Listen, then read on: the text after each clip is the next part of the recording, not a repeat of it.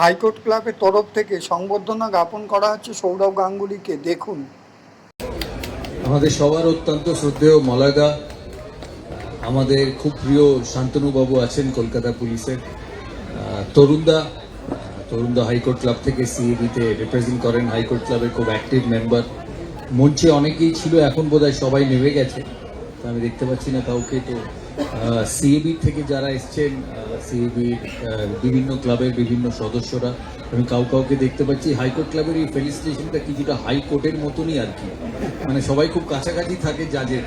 হ্যাঁ, তো এখানেও তাই আর কি, তাই সবাই খুব কাছাকাছি আছে, তাই সবাইকে আমি দেখতে পাচ্ছি না। সিএবির যারা এখানে আছেন সদস্য, তারা হাইকোর্ট ক্লাবের অনেকে আছে, জাজ আছে, হাইকোর্ট টিমের সদস্যরা আছে। আমি তরুণদাকে, মলয়দাকে অনেক অনেক ধন্যবাদ জানাই আমাকে ফেলিসিটেট করার জন্য। আমি তরুণদা করেছিলাম, তরুণদা এখন আর ফেলিসিটেশন দরকার নেই, কারণ আমি তো এখন আর আগের মতো 105 উইকেট খুব নিই না, কারণ আমার খেলার সময় শেষ। কিন্তু তরুণদা খুব অ্যাক্টিভ সিএবিতে, তাই তরুণদা বললেন যে হাইকোর্ট ক্লাবের তরফ থেকে ওনারা সম্মান দিতে চাইলেন, তাহলে আমি নিশ্চয়ই আসবো। শুধু তরুণ, যখন আমি সিএবি থেকে বেরিয়ে এখানে ঢুকছিলাম, আমি ওই হুট খোলা গাড়িটা দেখলাম, বললাম তরুণদা তুমি হুট খোলা গাড়িটা কেন ব্যবস্থা করলে? আমি লাস্ট হুট খোলা গাড়িতে উঠেছিল 1996 সালে।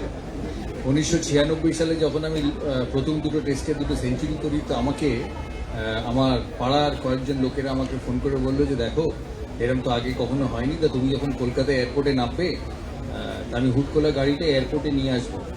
আমি বললাম ঠিক আছে, তুমি জানতে পারবে না আমি কোন ডেটে নামবো, কারণ আমি হুটখেলা গাড়িতে উঠবো না। আমি আমার গাড়িতে উঠে আমি খুব সাধারণ মানুষ, আমি উঠে বাড়ি চলে যাব। আমার এই হুটখোলা গাড়ি টাড়ি পছন্দ নয়। তাই আজকে তরুণদার এই হুটখোলা গাড়ি আর ব্যান্ড পার্টি থেকে আমার 1996 সালের কথা মনে পড়ে গেল। তরুণদাকে আমার অনেক ভালোবাসা। তরুণদা খুব খাটে, আমি দেখেছি হাইকোর্ট ক্লাবের বিভিন্ন প্রোগ্রামে, হাইকোর্ট ক্লাব নিয়ে খুব প্যাশনেট। আর মলয়দাকে একদম নিজে বাবার মতো শ্রদ্ধা করেন, আমি দেখেছি। এখানে শান্তনুদা আছেন,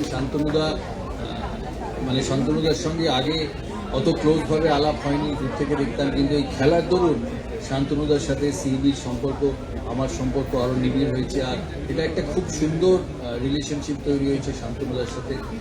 উনি পুলিশে কাজ করেন, কিন্তু ওনার চিন্তাধারা, হাবভাব, ওনার সমস্ত কিছু খেলার মাঠের মানুষের মতো। এখানে সৌরভ ছিল, আমি জানি না সৌরভ বোধহয় স্টেজটা ভেঙে যাওয়ার ভয় নেমে গেছে। ঠিক কাজই করেছে, কারণ আমিও যখন উঠলাম তখন তরুণদাকে বললাম যে স্টেজটা ভেঙে যাবে, মলয়দা আছেন, অনেক সিনিয়র মানুষ, আপনি কিছু লোককে নামিয়ে দিন।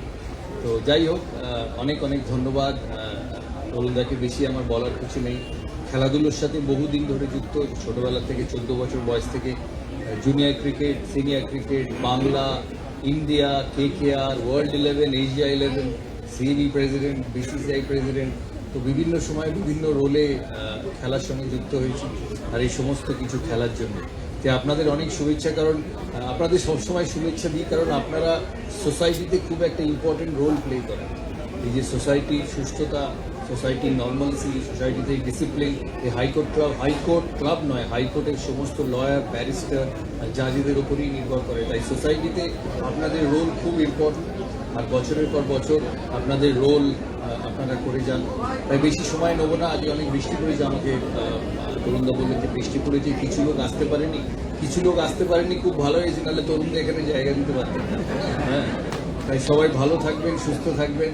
আর তরুণদাকে আমার অনেক অনেক অনেক শুভেচ্ছা। তরুণদা ভালো থাকুক, মলয়দা ভালো থাকুক, শান্তনুদা ভালো থাকুক, সৌরভ আছে এখানে, সৌরভ ভালো থাকুক, আর সিএবির সমস্ত সদস্যরা যারা এখানে এসেছেন, সবাইকে আমার অনেক অনেক ধন্যবাদ আর প্রণাম। আমাদের ভিডিও ভালো লাগলে লাইক ও শেয়ার করুন, কমেন্ট সেকশনে গিয়ে জানান আপনাদের মতামত।